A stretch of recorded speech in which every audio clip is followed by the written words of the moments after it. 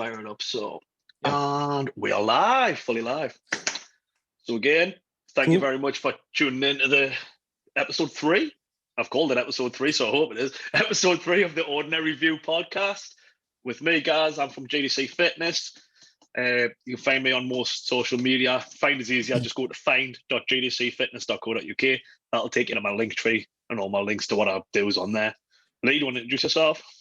Yeah, so my name is Lee of Average Fitness, YouTube, Instagram, TikTok under the same name. And basically, guys' content and my content is all centered around the same thing, which is fitness is for everybody. Fitness is overcomplicated by the fitness industry. It does not need to be that way. So, but any hints or tips for beginners, especially, keep it simple and take it from there. Yes. So today we are looking at a brief overview of supplements, fitness supplements, and their role in the fitness industry, what's good for you, what's bad for you, and which has just been missold, and a brief overview of diets. Really, these are probably a podcast each, but we'll see how it goes. Diet, as in leading people through diets, and really good diet advice will be a standalone one. This is looking at the different types of diets, and we'll touch on what we can there. And obviously the live chat's there if anybody wants to pipe in. We've got a couple of questions from viewers from last week that we can go over at the end. Perfect. So without further delay, I think we'll start with the goods type of supplements. I think we should start with probably the most well-known one, whey protein. And what our opinions on that. So do you want to take the bull by the horns, or? Yeah, I mean, it's kind of I think to talk about to talk about supplements in general, you kind of need to take a step back again. If we're imagining that the people who are going to be, looking to learn from us are going to be people who are starting out. I think if you take a step back, why would you take supplements at all? And I think there's a couple of good reasons and a couple of bad reasons. So as a shortcut to not having a proper diet, terrible reason. As a supplement to your proper diet, great reason, depending on what your specific goals are. So when it comes to protein intake, that's kind of the building blocks of muscle. And if we're talking about either building muscle or losing fat as the main goals for most people, protein is kind of the direction you want to be heading in. It's not the be all and end all, but it's one of the major factors. And a lot of food is high in protein, but sometimes it's easier, quicker, or just not necessarily better, but definitely can be easier or quicker and cheaper potentially to get your protein from elsewhere as well as from food. So not necessarily just eating steak to get your protein or just eating eggs. You get it from a balanced diet and then you add to it with whey protein in particular. So protein 100%. shakes being the classic ones, protein bars, etc., which you can buy in supermarkets now and obviously on specific websites, etc. Yeah, definitely. Good intro to it. I think especially I know my shit, mate. I know my shit.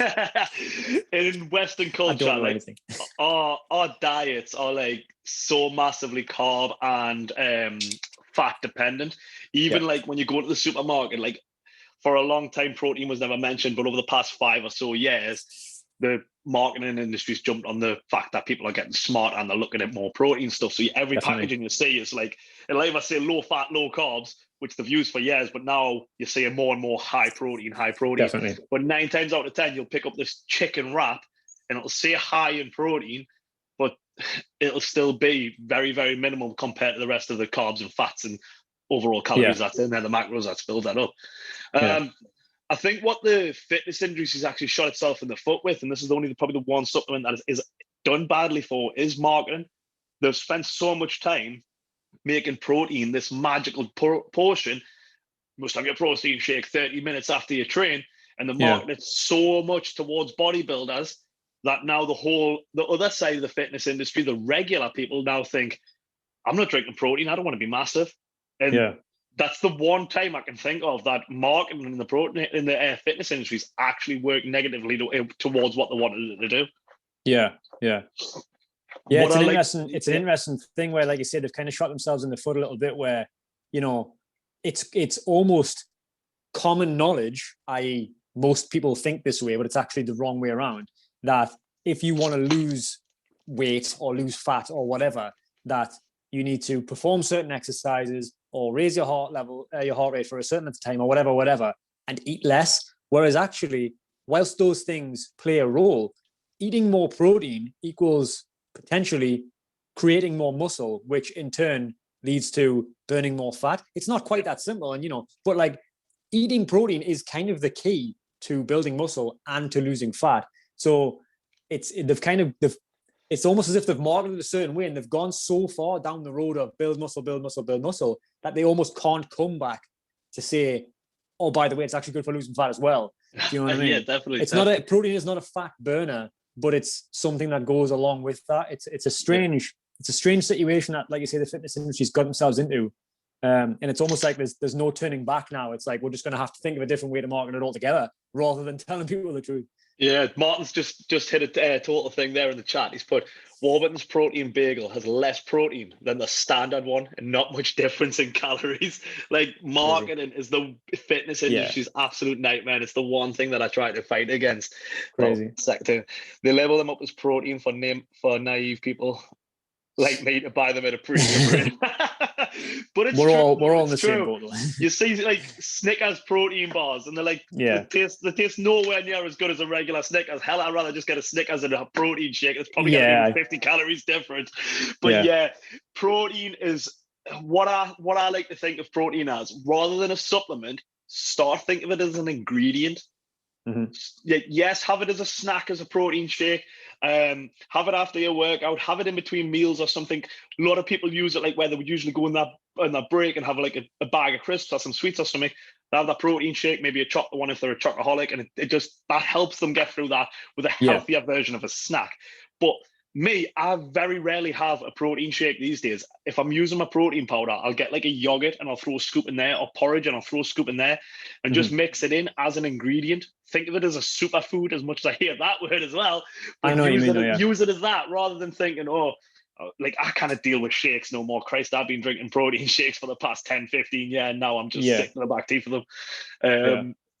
I think the key when it comes to protein shakes in particular is you've got to find one that you actually enjoy drinking. Like we've got a few in the cupboard which are like you mix them with water, and generally speaking, if you mix protein shakes with water, they taste awful. Whereas if you mix them with milk, then they're much nicer, but then you've got a lot more calories in there and potentially a lot more fat. Whereas these ones, they just taste like juice. They just taste like that's a nice drink. I would drink it even if it wasn't protein. If it was just that flavor juice, I would still have them. I think that makes a big difference. Like that's what I've switched to. I've got my regular whey protein that I put in my yogurts and that. But if I am having a protein shake, it's the clear whey from my protein. It's an isolate whey protein. Same. And like you say, it tastes like a juice. It's so much nicer. One thing. The only problem with them is, sorry, I was just going to say, the only problem with the ones we've got is because we get the vegan ones, which I know is a touchy subject for you now. because we get the vegan ones, there's not actually that much protein in them. There's only, I think it's something like 10 grams of protein per shake, which is not a lot really. But if you're treating them like a protein shake, whereas if you're just having them like, I'll have one like every day anyway. Do you know what I mean? And then that's just an easy way to just boost your protein intake. 100%. Which, like we say, isn't the be all and end all. It isn't the be all and end all your protein intake, but it is definitely something that you don't want to ignore. And that's why people use it as a supplement, especially bodybuilders. But protein is protein as well. Don't be fooled again by marketing. There's no top quality protein. There is better ways, like isolates as lower calories, less carbs, less fat, and a very pure whey protein. Well, a protein powder, sorry. But rule of thumb is look on the ingredients, on the nutritional information on 100 grams. If it's anything over 70, you're looking at a decent one. Anything below 70, and you're just looking at a McDonald's milkshake with a spike of protein in there. It's nothing special. It is literally, I tell people, it is a powdered chicken breast with flavoring. That's exactly what it is. It's food. Don't think it's going to make you massive. It's not going to slim you down. It's just going to help along the way. The key's in the word supplements. The supplement your workout, the supplement your diet, the supplement your lifestyle. One final tip on protein: if you get sick of the same flavor, buy the unflavored one and flavor drops. I used to do that all the time, and it just lets you mix it up. And then if you're feeling really fruity, you can put like chocolate, mint, and vanilla and banana all in, and then just vomit out on the treadmill. So moving on, the only other fitness supplement that I would recommend is creatine. Okay. Creatine It draws muscle into the water. There, draws water into your muscle, allows your muscle to work harder for a longer period of time. It'll help gain muscle, it'll help preserve muscle, it'll help muscle recovery. It is 100% safe. It's already found in our bodies. Again, we're falling into the marketing trap on the tub. It will say to load. So you go through a loading phase of your creatine where you'll take 5 scoops a day for 7 days. And then you go to a maintenance phase for 5 to 6 weeks, depending on whatever they've put on the product label, and then you have a week off. That type of cycling is unnecessary. You can load if you want. It'll get you to muscle saturation quicker. But after 30 days of your maintenance phase, 5 grams a day, that's a single scoop a day, a teaspoon a day, it'll be saturated anyway. All they're trying to do by making you cycle it is to get through the tube quicker so they'll sell more. Creatine is cheap. 100 servings, 100 days of creatine, you're looking at about 10 to 15 quid. There's a million types of creatine. You've got creatine monohydrate, which is the most studied one. It's the one I recommend 100 times over. It's been around forever, but of course, the fitness industry being what it is, it needs to market stuff. So you'll get CAE, Crealkaline, 10 types of hybrid creatines and stuff. Unnecessary, doesn't need. Just creatine monohydrate. If you want to load, you can get it into your system quicker, you can. Any that your body doesn't use, you'll pay back out. Or just 1 teaspoon a day. You can yuck it in your protein shake. It tastes like crap alone. It tastes like you're drinking sand. But I've had worse stuff in my mouth to begin with, so I can deal with it in some water and just shoot it down. But yeah, just basic creatine monohydrate every day, even on days you don't train. Doesn't matter what time. Try and keep it the same time of the day just to build a routine. At the end of the day, everything's routines. So just, I mean, I used to take creatine a long time ago now, to be fair, like, and I can barely even remember if I felt any different, et cetera, et cetera. So you're obviously, a lot more clued up on supplements given your background than I am. But would you say, is it fair to say that creatine is probably better, as in will make more of a noticeable difference to people who work out more often? As in, will an athlete notice the difference from creatine because they deal with more muscle soreness, et cetera, because of, training more than, say, somebody who works out twice a week? Would you say that's fair, or is that not really how it works? I think it's more of them. You don't ever feel it. It's not something that's going to give you like a lift as in caffeine would or anything. Mm-hmm. But it's one of them things is, I've been training quite hard for the past 4 weeks. Would I have been this okay, or would I have been more so? If not, I think you just got to trust in the science that it is working. Right. Okay. Like I've used creatine for a long time, and then I'll fall out of routine and I'll forget for a long time, and I don't really see or feel any different. But again, but that doesn't mean it isn't working. Yeah. But I suppose when I am in routine with it, everything else is usually in track as well. My calories are in track. Everything is in routine, so I couldn't say it's working definitely, because if I'm honest, so I'm training harder and something's working. Yeah, makes sense. That makes sense. Yeah, it goes back to what we were saying last week though about habits. Is like if you make your bed in the morning, you're more likely to have a nice, cleaner home, et cetera. So you can't necessarily pinpoint the benefits. I suppose the best way, to think about it, given what you're saying, is think of it like a good night's sleep. If you didn't have a good night's sleep, would you have been as productive today as you would have been if you did have a good night's sleep? Probably not, but you wouldn't necessarily have noticed. If you consistently have a good night's sleep, you will be more productive. Your muscles will be, more inclined to grow. Your body is just functioning better. Whereas if you didn't have that good night's sleep, you might not notice it, but it probably makes a little difference here and there along the way. 100%. Yeah, that makes sense. Yeah, with creatine, some people do experience bloating, and people put it down as a negative straight away. The only problem with the reason that people bloat with creatine is that what the very nature of creatine is to draw water in, and bloating comes from water retention.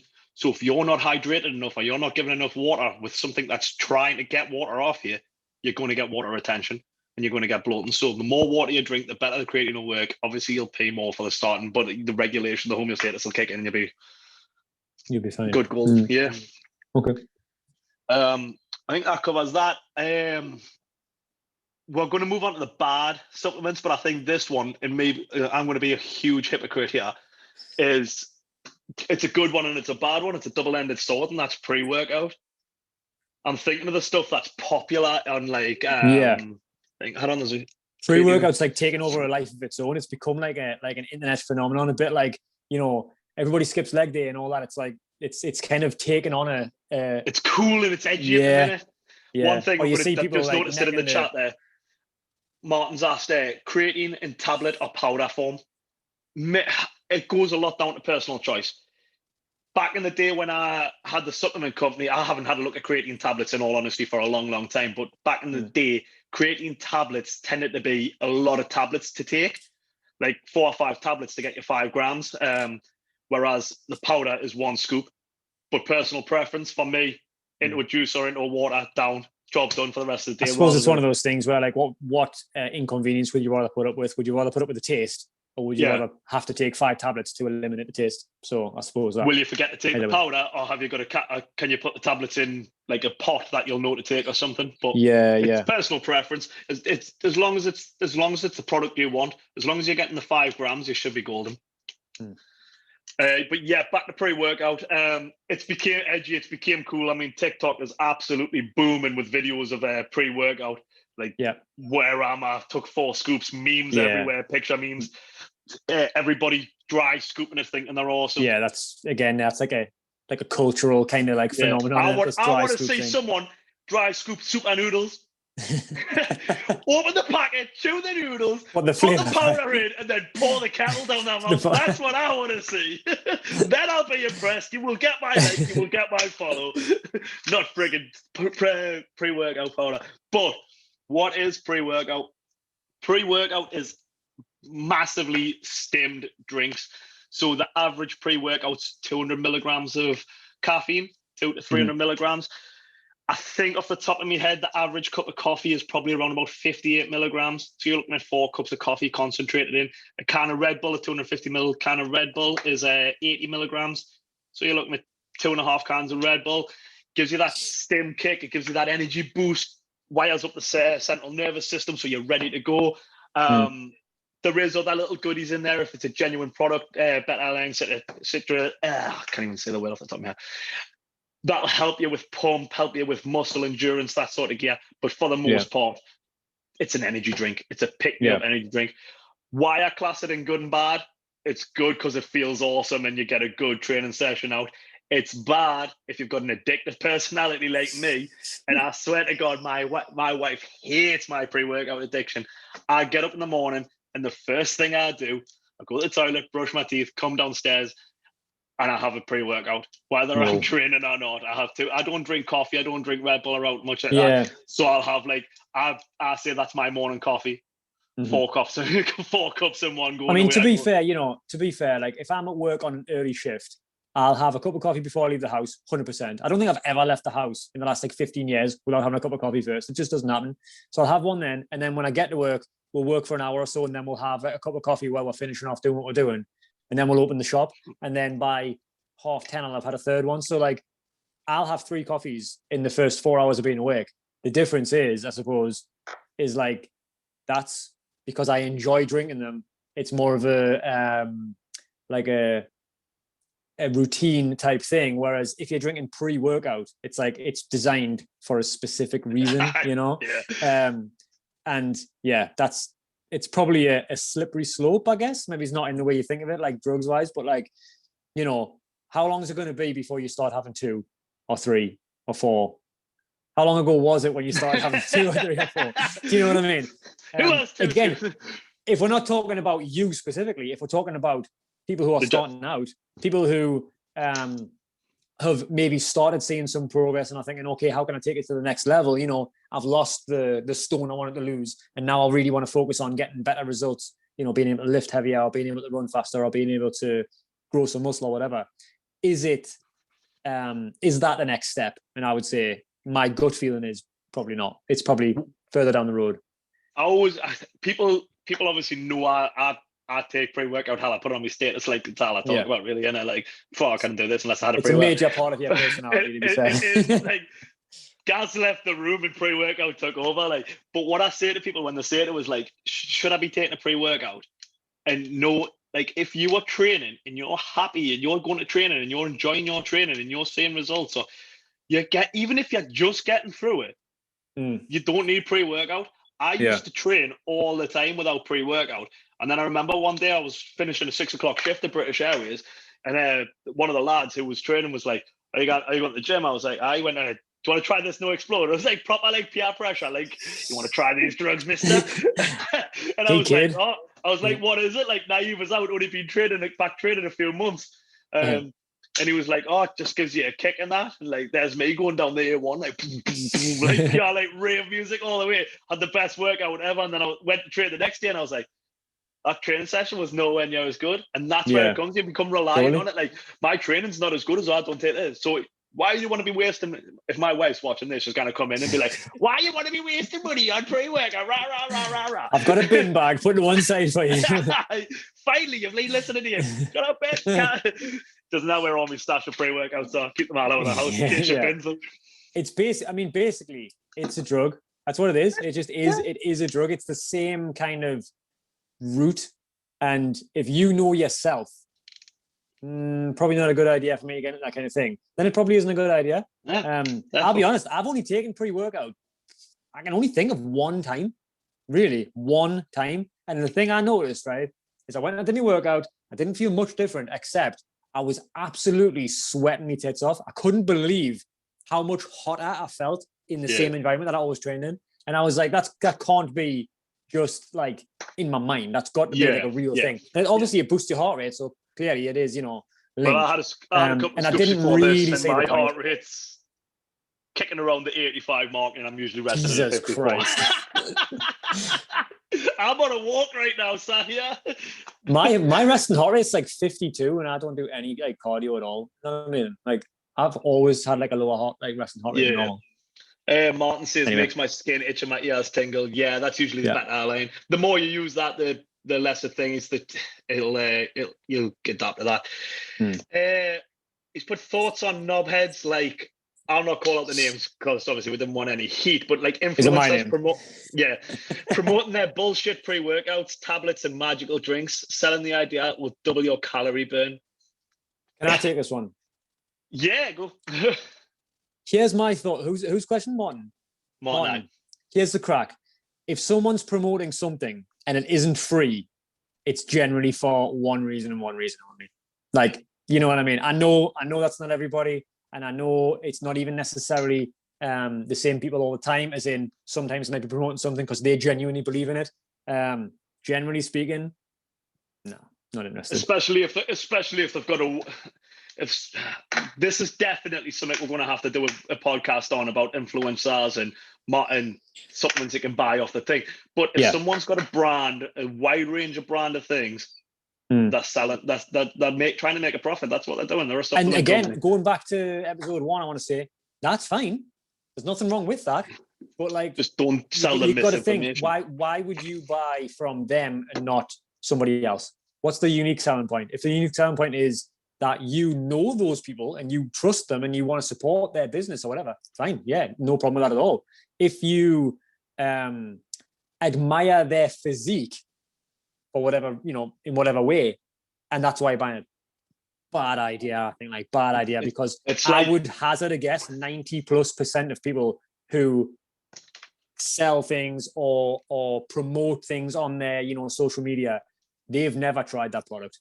Nah. That's a good feeling. I've got no data to back that up, but there's no way that's what they take. Do you know what I mean? All the reality stars selling like Boom Bod and like magic teas and the amount of times they've been called out as well. The majority was skinny beforehand or good looking beforehand. All these Island of Love dickheads, can't get it because I didn't call it the right name and shit. And all these people off the local show and stuff, or they got skinny, didn't use this product. The companies approach people and ask them to sell it, and they'll get kickback off it. Click the link in bio.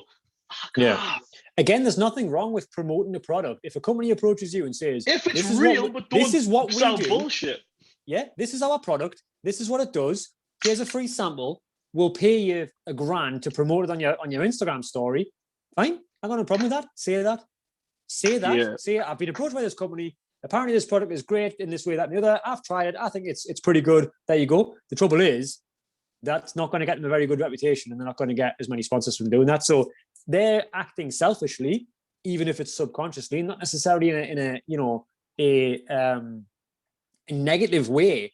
They're just looking out for themselves because that's within their best interest. The problem is the term influencer means they have an influence over others, and when you have an influence over other people, you cannot discount that. You have to bear that in mind with the things that people you're saying. People need to use the platform to do the truth in that, and that's why I get myself into so much trouble with like slimming groups and that, and people on Facebook and that. And I need to.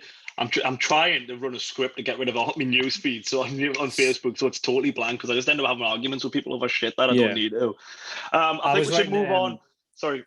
So I was just going to say, I wrote a list the other day of like different ideas I've got for different YouTube videos for content for my channel. And one of the videos that I wrote down, which I actually put a little asterisk next to because it's A, important, and B, what I'm going to do next is be careful of who you follow on social media. Yeah, because I did a video on it on my 1 minute fit tip, which was totally hard to get in, but like it's the whole thing I said about I know we're going to sidetrack into another episode here, but why I don't look at other guys' dicks in the urinal. It's just even if there's a lot of good can come from following other people, from learning from other people, especially from admiring other people for a variety of reasons, but there's a lot of bad that can come from it as well. There's a very thin line between admiration and envy when it comes to social media. You've got to especially check yourself. Let them do what they want. You've got to check yourself and how much value you put on their opinions. And it's obviously going to be a sliding scale. It's going to be different for different people. I'm much more inclined to listen to somebody that I know and or trust rather than like somebody who looks great, because you don't know, A, do they actually look that great, which is a different subject altogether. And B, how did they get that way? And it's just too complicated. There's no way they can say, I use this and that's how I got a six pack. No, you did 147 things. And that's how you got a six pack. And you can't tell with the truth. You can't tell whether the truth of what supplements you actually use because your sponsor will drop you. We've still got a few more supplements to run through. So we've went through the good ones. The one in the grey area is as good as a bad, the pre-workout, but definitely in the bad area. And it goes down to marketing again, is branched chain amino acids, BCAAs. It's just expensive, tasty water. Like the only people who I can even think who need BCAAs is people who are stage prepping for a show. Like the preserve lean muscle mass. When you're in a low calorie, like super strict low calorie deficit, the average person shouldn't be in that low of a deficit that they're not getting branched chain amino acids. So is that a case of like, is that product then there to, so let's say you're talking bodybuilder, right, who's about to go on stage in X number of days. They want to preserve as much muscle, but lose as much fat in a very short window of time without losing the muscle mass that they've gained. So that supplement is there to protect them while they're in a huge deficit for a short period of time. Is that kind of what it does? Them sort of people, they'll be putting like branched chain amino acids into a large container and just drinking it through the day. So they've constantly got a supply of protein, because that's all it is. Branched chain amino acids is the amino acids profiles that would don't make in my body automatically. Would get it from my diet. So when you're in super low calories, like really, really low calories, but at the end of the day, I probably suspect that. I mean, I'm not a prep coach and I don't do prep. It's not my place. But those on prep probably don't use branched chain amino acids because they'll be using a lot more other enhancements that branched chain amino acids don't even touch the floor. Basically, they can do this and you get them from food, but the fitness industries went, we can sell that. We can sell that idea that they preserve muscle mass, help muscle growth, stop you from going catabolic and destroying muscle. And they're selling it like 45, 50 quid a pop for 37s. And nobody feels shit from it. Like you will, the majority you'll just pay out anyway. And it just doesn't do anything. And again, it's like the supplements on the social media. BCAAs for the past few years has just been front and center. Like, you need BCAAs. No, you don't. Yeah. Well, for years, like they weren't even, when I had Rhinox, a supplement company, like they weren't even there. there was very few. I think the only one that existed was Super. I can't even remember the name. It was a Gaspari product, Supermax or something. Intra Pro it was, and that had more stuff in than BCA's. And then all of a sudden, they just absolutely stormed the market because the market had went stale. So BCA's not needed. In the bin. In the bin. Fat burners not needed. Fat burners do not work. Fat burners are basically your pre-workout put into a capsule form. Half the companies out there are that lazy. If you've got the pre-workout and the fat burner and put it side by side, the ingredient profile is exactly the same because they're too fucking lazy. Or they might add green tea and CLA, which again, waste of time. So fat is it a case of do not work. A fat burner basically elevates your heart rate? Yeah, so then you'll burn more calories at rest. Kind of thing. That's kind of the concept. You might not be hungry, so I didn't eat that much today. You didn't because you were like filled with caffeine to the brim and running like a fucking idiot. So what did you do? You lowered your calories and moved more by using a fucking caffeine. Use a pre-workout. Same goes for test boosters. Over-the-counter test boosters, absolutely useless. Will not boost your testosterone. There's only one thing that boosts your testosterone, and that's your testosterone. That's testosterone. You inject that in, and then bye-bye. That's another story. That's another podcast. But again, young kids buying test boosters over the counter, I think they're doing well, and it doesn't do shit. And that's going to tie into the next one, which again has took front and center, and I think it's a lot more dangerous. It's becoming huge at the minute, and that's SARMs. Okay. SARMs are advertised as a safe alternative to steroids. They're saying you can get the benefits of the steroids without the side effects. And doubtful.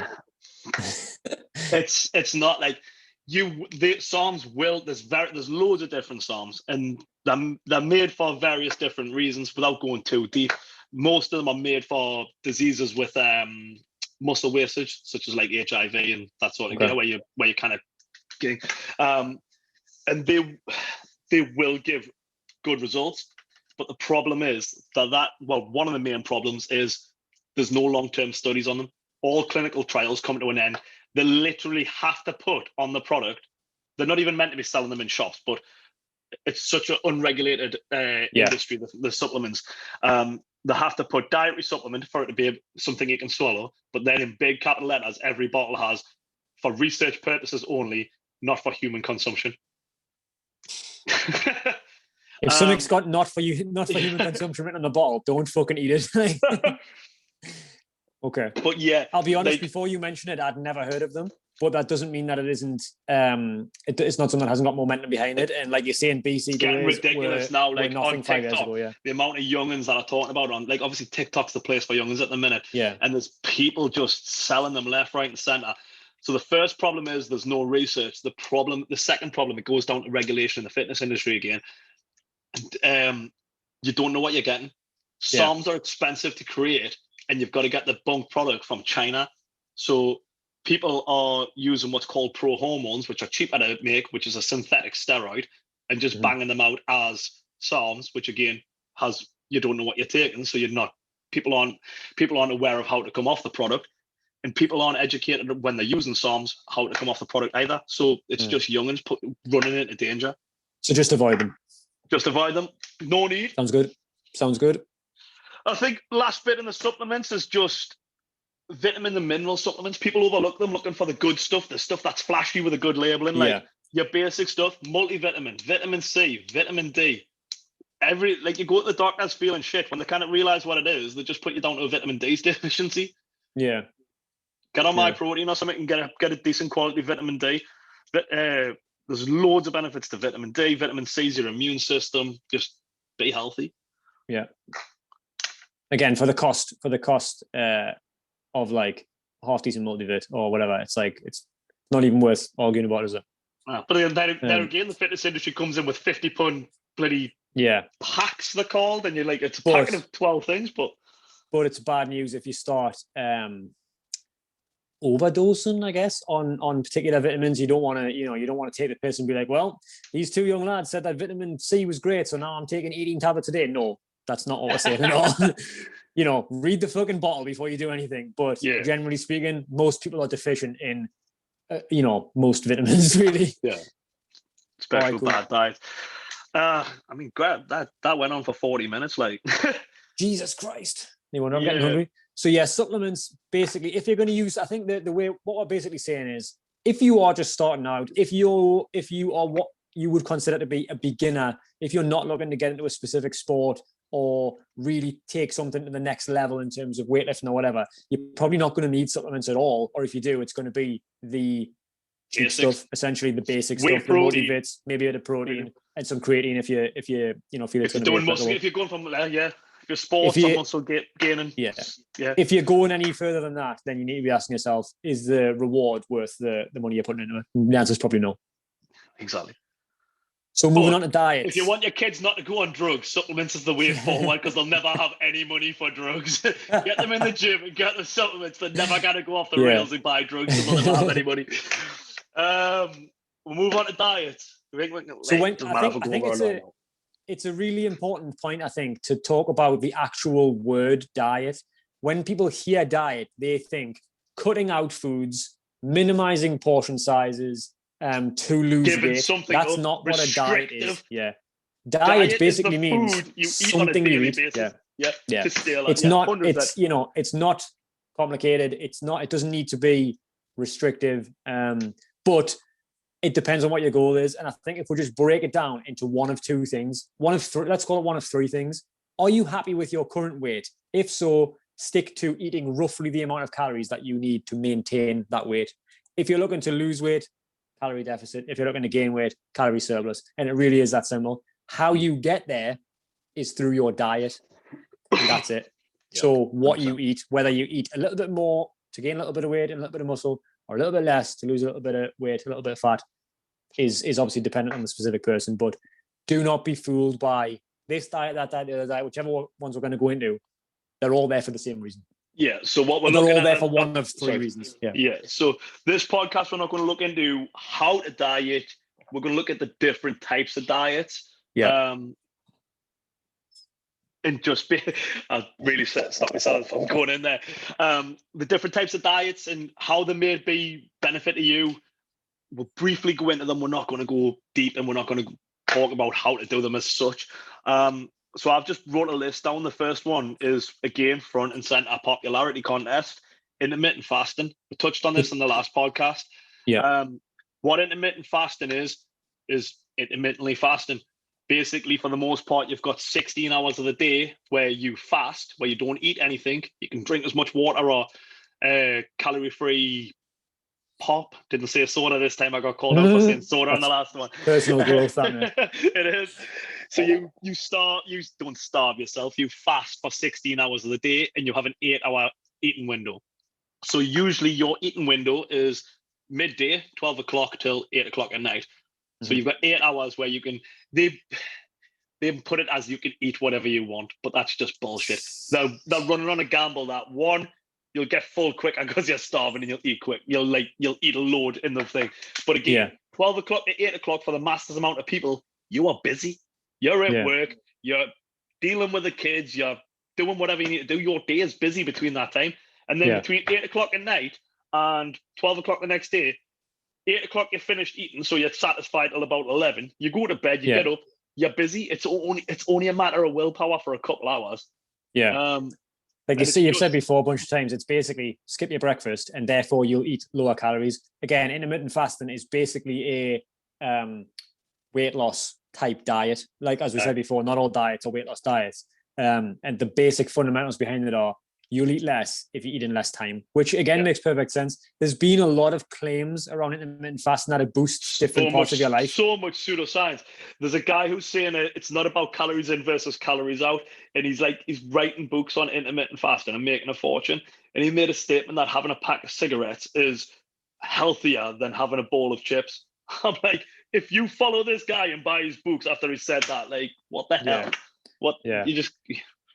I think a lot of the other benefits that they touch on in intermittent fasting, things like, you focus more because you're not thinking about what you're going to eat next. That sounds backwards to me, because if I'm not eating I'm thinking about what I'm going to Thinking eat food? next. Do you know what I mean? Like the My only day time is I'm not planned around thinking about my caffeine tea. intake and food Yeah. intake. The only time I'm not thinking about what I'm going to have for tea is while I'm eating my dinner. That is literally it. Like before my dinner, I'm still thinking about tea. You know what I mean? Yeah, I rolled over in So bed yesterday morning. I made a status. I rolled over in bed yesterday morning, woke up, rolled at my wife and said, "Do you fancy sambucas for tea tonight?" And she was like, on her phone, she was already up and she went, "I'm looking at Paula Crema now." I was like, "What the hell, man?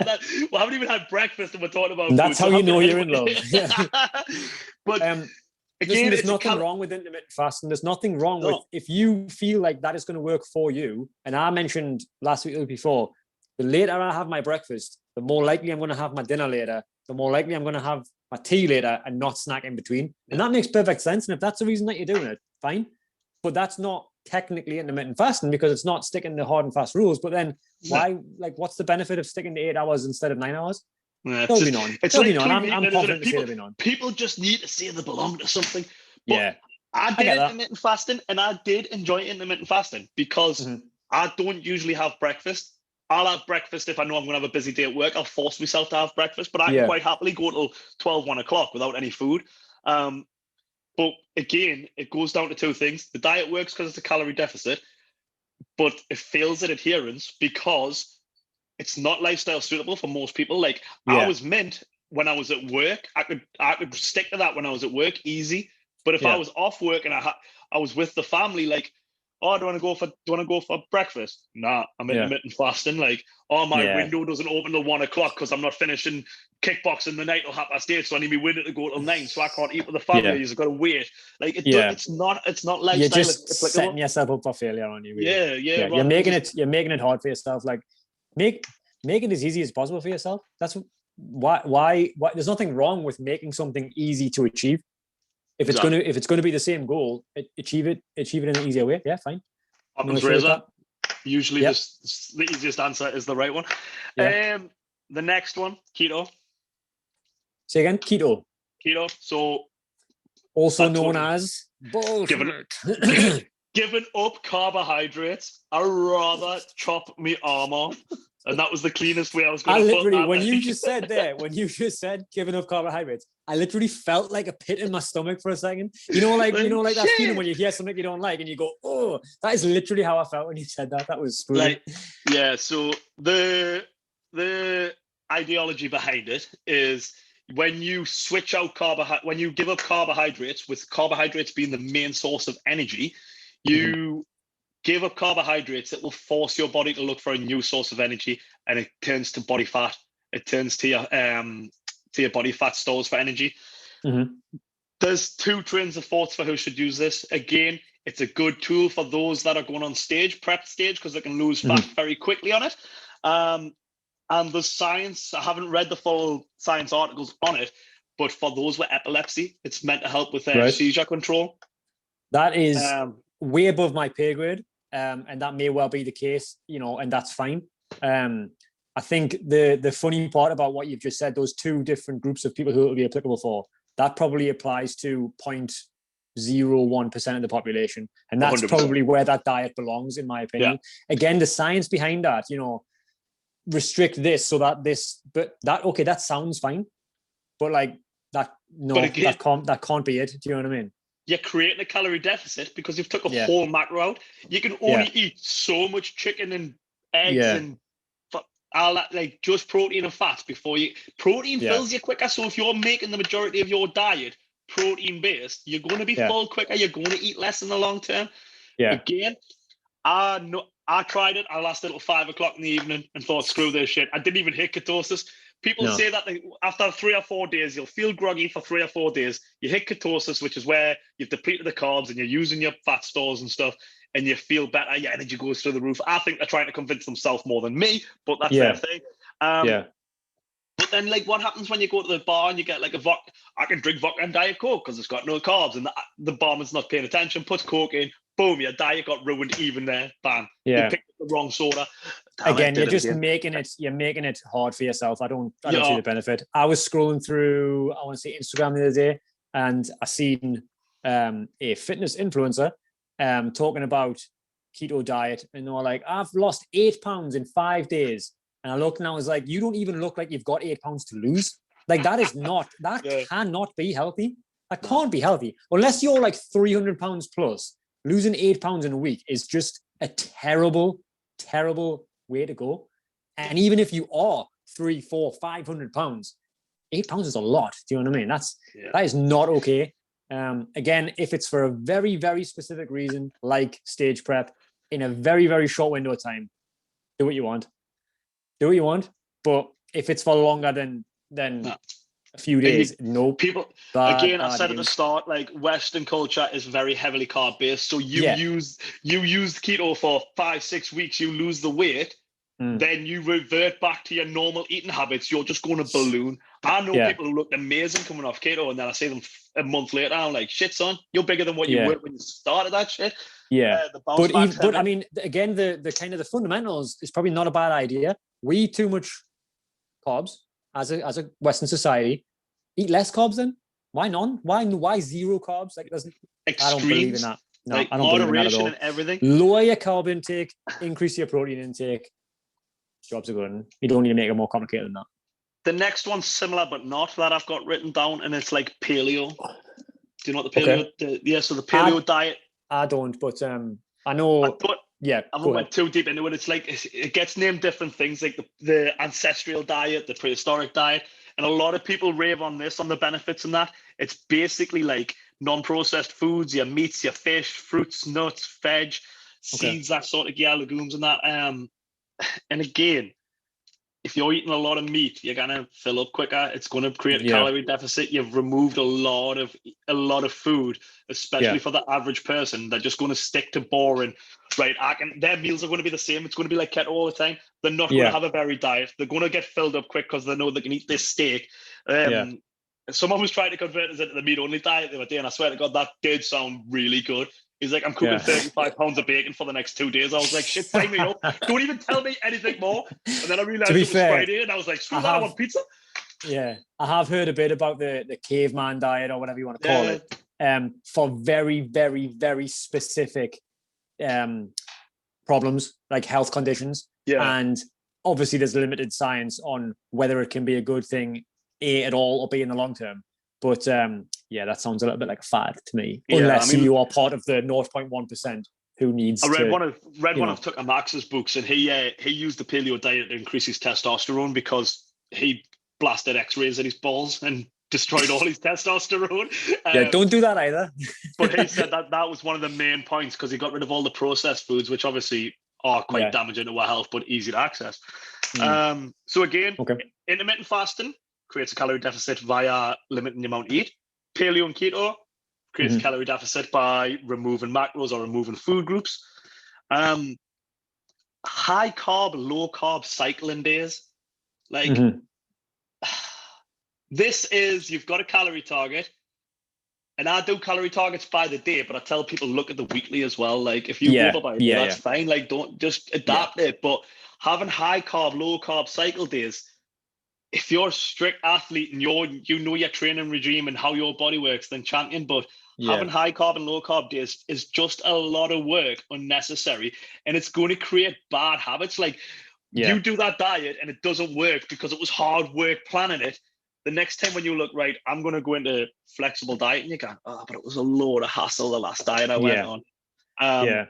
It does sound like an overcomplicated version. Like, average it out over the course of a week or a fortnight or a month or whatever, and you're generally going to be thereabouts anyway, unless you're an athlete. It's steak night tomorrow night in our house. Like, if I went into my last and went, just put the steak on, didn't give us any chips or any sweet potatoes because it's low cycling day, should be like, what? She would slap you with the steak. Be like, wait, what you're going to have as a side? I don't know, lettuce. Like, no, really? Just moderation. You know what I mean? Like, don't make it hard for yourself. I watched a video of a CrossFit athlete in their like daily routine, and she said, I think it was Tia Claire Toomey, the like multiple time world champion. So like, when you're that level, that's not who we're talking to here. But when you're at that level, I think she said it, I can't remember the exact numbers, but it was something like, on my days where I train 2 or 3 times a day, I have 2,550 calories. And on the days where I only train once a day, I have 2,400 calories. And I was like, what's the point? Like, it's such a small difference, you know? What is the point? I couldn't be bothered. But people won't, like, that's a tiny amount for her. And that's like the very minute details that will make a difference on an athlete scale who everything is pinpoint. But then you've got people who's like, I'm carb cycling or calorie cycling. I'm on 2,500 a day, 600 tomorrow. Like massive up and downs. Like, why you want to be miserable on a Tuesday? It's a shit day of the week anyway. I think the only kind of way I would look at that concept and say that's potentially a good idea is, A, if you know you've got a barbecue coming up at the weekend, lower your, not necessarily carbs, but calories in general for the week. This goes to weekly and daily thing, though, by a tiny bit. So, for example, if you're on a calorie target of 2,500 calories and you know, I'm going to a barbecue on the weekend, or I'm going out for drinks, or I'm going out for a meal, and I don't want to be looking at the menu and thinking, I wonder how much this has got in, you know? Lower your calorie intake by 100 or 150 a day to bank those calories up for the weekend. That's fine. No issue with that, because that's for a specific reason. That's going to make your life better, not damage worse. control. You're not making it hard work for yourself. 100%. Meal replacement diets, like so meal replacement diets for the average person is you will replace 1 to 2 meals a day, usually breakfast and dinner. And then you'll have your tea, like a big meal on the nighttime. You can see where the calorie deficit comes in because you're controlling 2 of your meals with a 250 calorie shake maximum. And then you can go a bit more free rein on the evening. This may work for some, but it goes down to the failure again of adherence. First off, you're never going to be on that all your life. You're going to come to a point where you want to go out for dinner, for lunch with someone, or you want a dinner. And the other thing is, it is miserable as shit drinking protein for a food. Like, your dinner time comes and you drink a protein shake and you're like, I'm a little bit full, but you miss the crunch. You naturally want to chew something. So what do? You put less water in and try and chew the protein shake. Like, it doesn't work. So the adherence falls, you start snacking and you just cycle out of it. Yeah. Plus, like you say, you're never going to be able to sustain that for a long period of time. So going back to what we said last week, create healthy habits for yourself. Create, you know, a situation where you're making things easy to follow, so that when you do fall off the wagon once in a while, which inevitably everybody does, it's easy to get back on again. Yeah, exactly. I think that's an under talked about point, is like, you're gonna mess up at some point. It's just inevitable. So why make it more difficult to adhere to in the first place and then more difficult to go back to? No, not interested. And I think this feeds into the two that I personally recommend, and the two diets that I use. The first one being, and they're both very similar, but I'll talk about them both. So, like, if it fits your macros, and that is basically, you've got a calorie target, and all your calories are made up of 3 things: protein, carbs, and fat. So whatever you eat, you match them up to this calorie target. And it's great for people because they can eat what they want as long as they eat towards that calorie target. The problem where this, and that's where you create the calorie deficit out of the calorie target. The problem where this falls apart is it becomes stressful for people having 3 things, 4 things really to monitor. They've got to hit the calorie target. Then they're faffing about with that plate and that macros, trying to make the carbs and the fat and the protein match. I've put 7 too many peas on my plate. I went over on fat, but I'm so much under on protein. How can I balance that out? Where if it fits your macros started, I believe this is the order it started. And it started with if it fits your macros. This is the way I discovered it. And then it revolved to flexible dieting. Yeah, which is basically a beginner's version of if it fits your macros. So flexible dieting, you've got your calorie target and your protein target. And you can basically ignore the carbs and fat, because if you've hit your calorie target and you've hit your protein target, regardless of what MyFitnessPal says on fats and carbs, you're still in your calorie deficit at the top. Yeah. If that's your goal, If that's your goal, we're talking fat loss. Like, we talk diet, we usually. But the same exact rules. The same exact rules apply to weight gain, muscle growth, etc. I think the benefit of those 2 diets. There's an analogy that I heard, which was to do with something completely different, but it really applies in this logic. So the analogy was, imagine you're in a square room and you're stood in the corner, and someone says to you, "I want you to walk to that corner in a straight line," right? So you walk. You're on your, off you go. And then the person puts a chair in your way. What do? You stop. That's a diet. That's keto. That's paleo. What do I do when something happens? Nothing. You can't do anything. If they said to you, I want you to walk to that corner in as short a distance as possible, and they put a chair in you, you walk around the chair. You can put as many chairs in the way as you want. You find Unless a way I've been around drinking it. vodka, I'll throw it. Yeah. You won't, you crawl under the chair, whatever. You still get to amazing. where you're going. You get to your destination, i.e., you lose the weight that you're looking to lose, or you gain the muscle that you're looking to gain because you went whichever way and you meander around the obstacles. And that's the key. So like I said, make it as easy as possible for yourself. Make it flexible. Is the clues in the name? Do you know what I mean? Yeah, make it flexible. I had a discussion online, quite a fiery discussion with someone saying that you shouldn't be doing like flexible diet and you shouldn't be calorie counting. And I was like, it boiled down to, I was like, it creates accountability. And she said that it creates obsession. Like, these aren't here, calorie counting programs aren't here to become your life. It's a blueprint. It's like it's like stabilizers on a bike. So this is what you need to be doing. And then as you go, you start eyeballing food and stuff. And you stop calorie counting as much because you've created these lifestyle habits. This word we keep coming to, habits, that you're now doing it automatically. You're now calorie counting automatically because you know for the majority of things. Yes, gradually you'll probably start gaining a bit of weight over time when you stop being so strict and stop eyeing it. What gets measured gets improved. And if you're not measuring it, you will start out, but you've got the tools where you can go, right, for the next couple of weeks, I'll start calorie counting again, get this under control. I think it's that's like spending in the bank. Like, the key.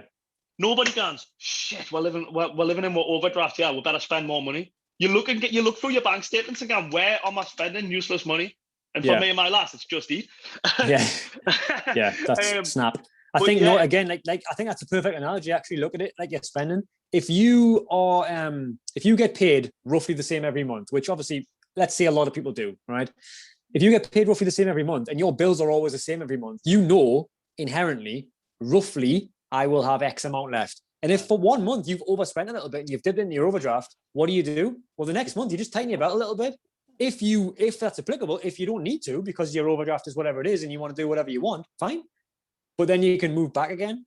Or you can, if like in the last 12 months, you haven't been going to the gym, so you haven't been paying for it. You haven't been eating out as much because places are closed. You haven't been going to the pub. You might have increased your savings. That gives you a little bit of a buffer to then start enjoying yourself a little bit more. Do you know what I mean? And it's exactly the same.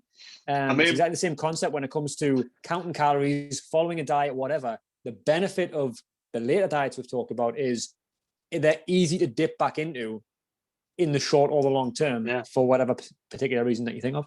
100%. I mean, and with my clients at the minute, we do these challenges in my Facebook group, and we're doing a calorie counting challenge at the minute. So they've all got their calorie targets, and you get a point for whoever's the closest to that calorie target gets a point, and whoever's the closest to that protein target gets a point. But what's been good is, like, even if you're not in a calorie deficit, still track your food if you're still looking to lose weight, because you'll pick up habits from it. Like, shit, I didn't realize how much calories was in that. Like, my wife said the other day, like, it was Fat Friday, and she went into the kitchen at work, and there was like a load of biscuits, and she said she would usually, like, my wife, she'll eat the whole pack. Yeah. She'll eat the pack slyly and blame it on someone else. Me, probably my fault. But she had protein. She had a protein shake out in the fridge. And because she'll log the calories of stuff, she had the protein shake instead. And she's never, ever done that. Like, that's mint. Like, someone was at had a birthday tea for that Ben on Sunday. We don't know who I'm talking about. And she says, like, when she was putting her calories in, it reined her back. She was over her calorie target, but she didn't go fuck it YOLO and just eat everything. Yeah. She put bits in, like she just put chocolate cake in, and she was like, right, I'll have this slice of chocolate cake, but I don't feel guilty about it because I'm accounted for it. Like, I know I haven't destroyed everything. I'll make up for it somewhere along the line. Yeah, and I haven't just ran with it and ate the whole lot. Like, little changes. Yeah. We're not saying be miserable. We're not saying, only eat X, Y, and Z. And we're not saying be in a constant state of panic about, am I in a deficit or am I at a maintenance level or whatever. It's not like that. It's about giving yourself the flexibility to enjoy yourself, but also hold yourself accountable as well. Giving you all the tools you need, the full picture, rather than don't eat between this time. I think that's a good overhaul of the diet. I think what we do need to touch on, and I'm going to have to be very careful here that I don't go full rampage mode, is slimming clubs. Yeah, we don't have an extra 2 hours to talk, mate, so we'll wrap it up quick. So this is what gets me in a lot of trouble, a lot of arguments on Facebook, and it's why I need to tone down what I can say on Facebook, because I just gone off on one. Like Yeah. swimming clubs, slimming clubs, for the most part, for the general idea, accountability, you are in the same boat as someone else. Great. Why should you be paying £5 a week for that shit?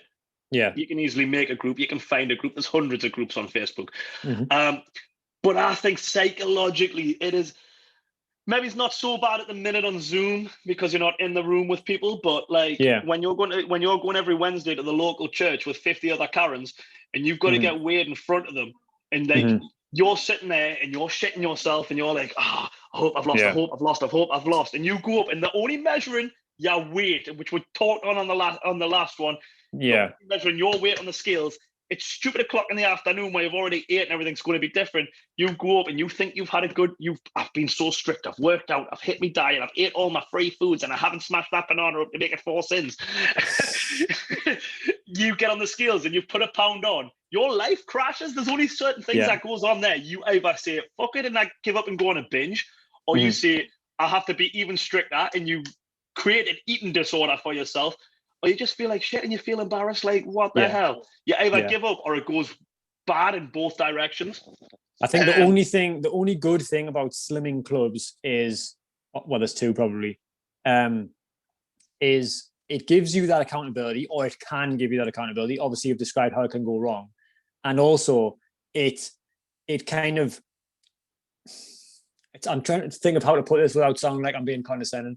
It kind of alludes to the calories or the unhealthy nature of certain foods.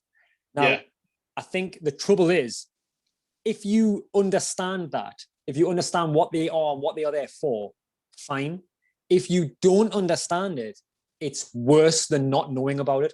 Too little 100%. information actually makes you worse off rather than better off. So, for example, you've obviously used the banana example. If you know this particular food is 10 sins or 10 points or whatever scale they want to use. Why? Why is it that? Because there's a lot of calories in it for what it is. Yeah. This food is 2 points, 2 sins, because there's not as much calories in it for what it is. So it's about creating smarter options for yourself to stay, let's say, for example, within a calorie deficit. And that's fine, but they don't tell you that that's what it is. Or they don't make it clear, because there's so many people who go to these places who just don't get it. And if you don't get it, it's not just the people going. You've seen the video that I posted on TikTok when it absolutely boomed. I took the piss and I was saying, like, how can I eat one banana whole and it's a free food, but it becomes 4 sins if I mash it? And I put this up and I had clients and what are they called? Coaches. Geniuses. Messaging me, like absolutely going to town. And it was like floods. At first, the ideology, the logic behind it was you burn more calories by chewing. Fuck off. No, I don't. No, I don't. And if you're trying to say it's the thermogenic effect of food because I've eaten it like whole or whatever, no, it's not. And then they were saying because, what was the next one? Oh, you would, the next wave of people was when you mash up a banana, you release the fructose and you change the sugars. When I chew, I mash it up. When it digests, it mashes up like shit.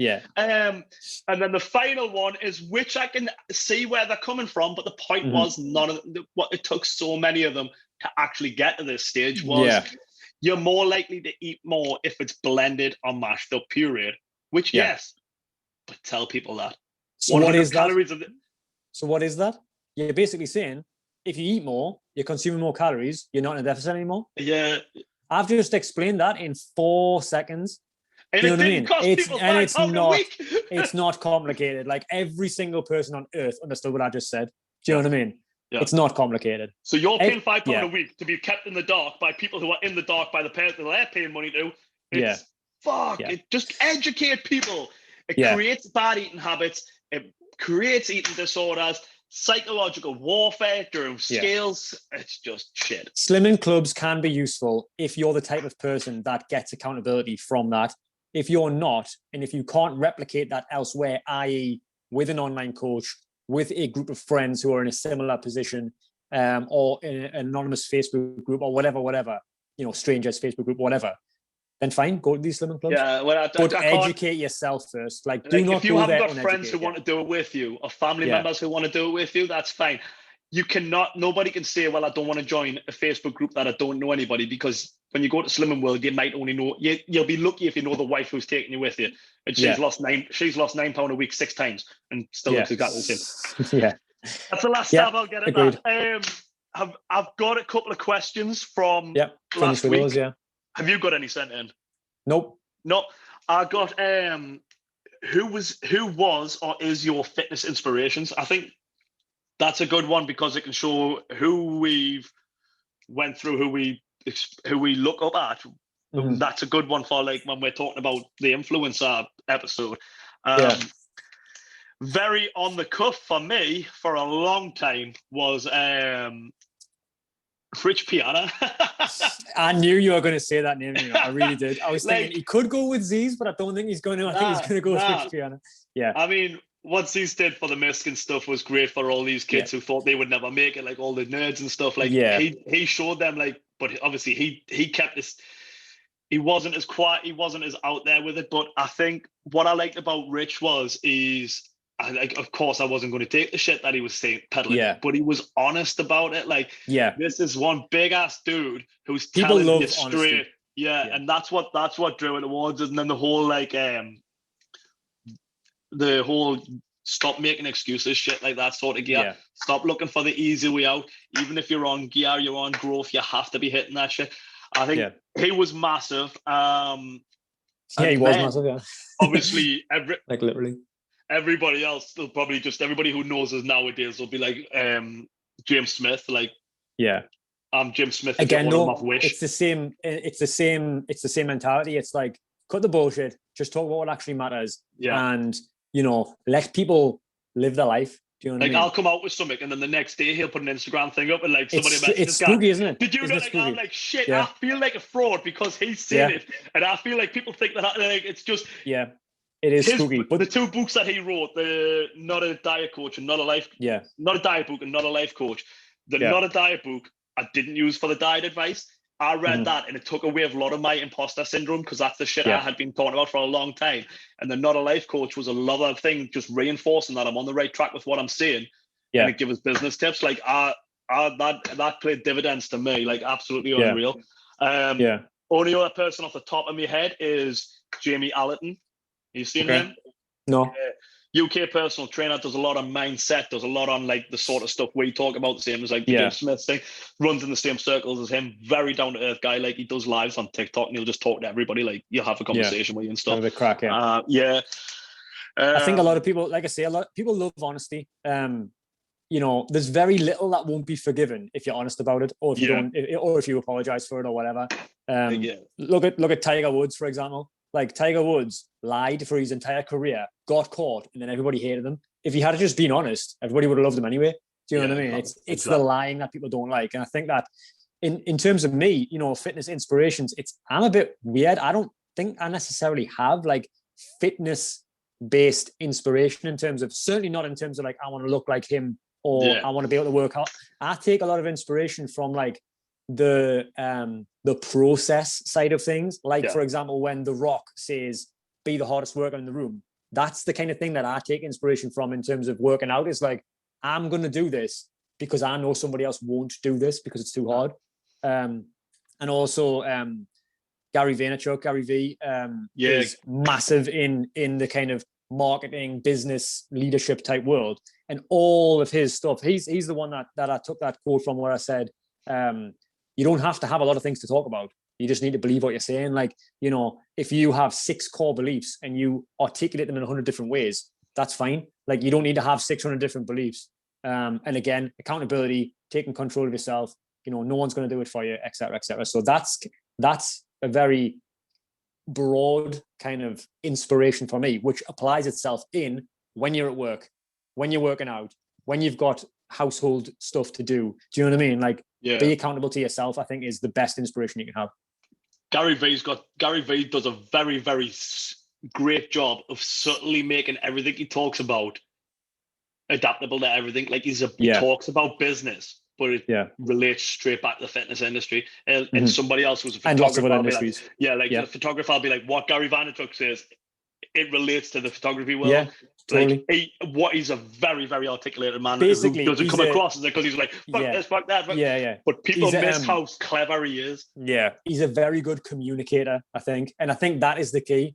And again, from a business point of view, for people like us, put it this way, if I'd never heard of Gary Vee, there's no way we'd be doing this podcast. There's just no way. No. You know, if you had messaged me saying, do you want to do a podcast? I'd be like, who do you think you are? Like, who do you think I am? Like, do you know what I mean? It's not, that's not the way it is. We ain't shit. Yeah, We're just talking, we're talking about it. Yeah. The art of business, the art of getting your message out there is basically being a good communicator. And that's what it boils down to. So.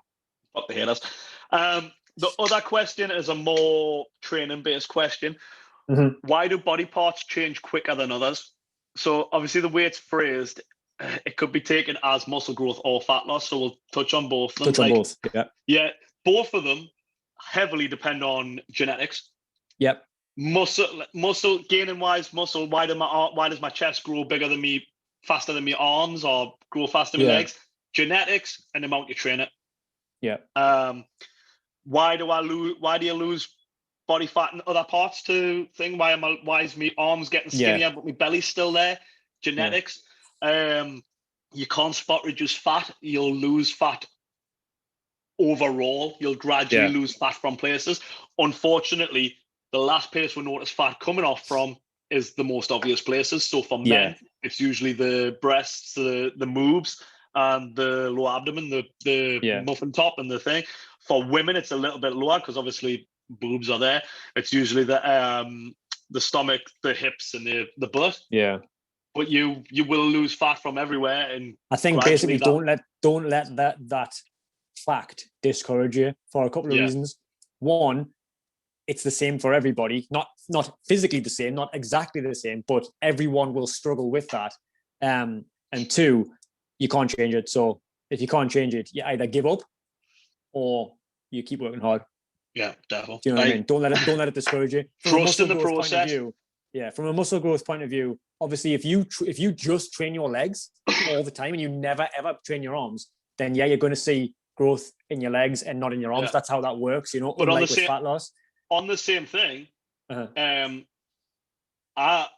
very genetically, I'm very muscle defined in my legs. I'm the upside down man compared to everybody else. Everybody says don't skip leg day. For me, it's don't skip up a body day. Like I got 18-inch calves, like a bodybuilder would kill for 18, 19-inch calves.